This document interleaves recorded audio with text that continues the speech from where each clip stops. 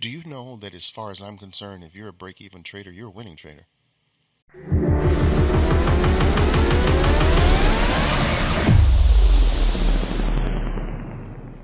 You can go into the shark-infested waters of the market, the financially traded market, where you're pitting yourselves against some of the brightest minds with billions of dollars and huge technology,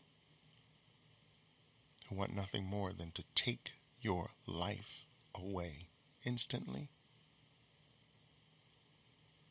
To go into this shark-infested environment and to come out with all of your limbs and every piece of clothing, every dollar, every asset you went in there with deep into the territory and came out whole.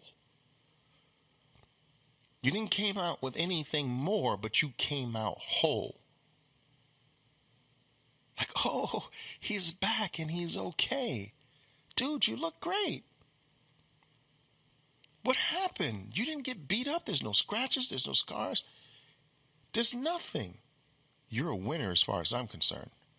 You go into enemy territory and you come out looking just like you went in, that's a win.